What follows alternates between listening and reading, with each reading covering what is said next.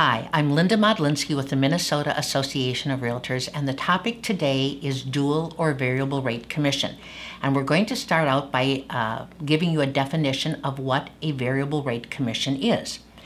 When an agent meets with a potential seller and discusses commission, some companies will allow an agent to offer the seller a variable rate to sell the property.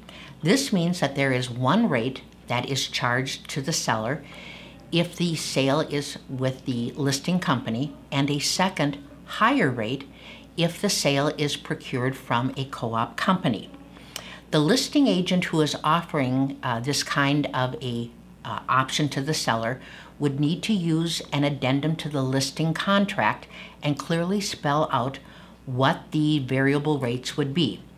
The seller then would sign the addendum and the contract, and once we have that contract, when the listing company puts the property on MLS, they are required then at that point to make a disclosure that there is a variable rate on the property. This is accomplished by checking a box on the data form, and once they have checked that box, they have complied with the requirement to disclose about a variable rate commission.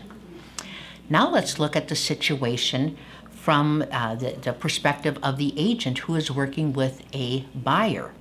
When a buyer becomes interested in a property and the MLS shows that there is a variable rate commission, the buyer's agent or the facilitator should make a call to the listing agent and inquire what the variable rate is.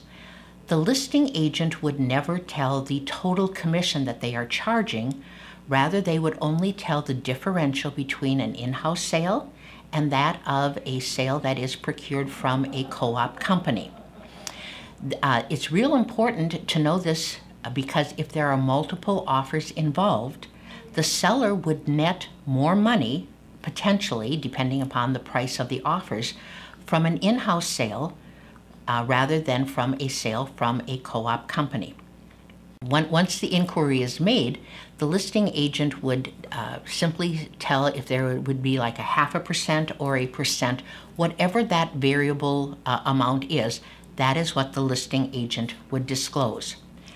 And again, if you are involved as a buyer's agent or a facilitator and there are multiple offers, especially if one of the offers is coming from an in-house agent, then your buyer would need to know this information, and they may want to adjust the amount of their offer to be more competitive in the multiple offer. There are two key points to remember with variable rates. First, if you are an agent and you are offering this option to the seller, once you have done so, you are required to disclose that there is a variable rate commission. Secondly, agents who are working with a buyer need to make an inquiry of what the differential is. There is a misconception that it is the listing agent's responsibility to automatically disclose that differential, but that is not the case. It is the agent who's working with the buyer who needs to make that inquiry.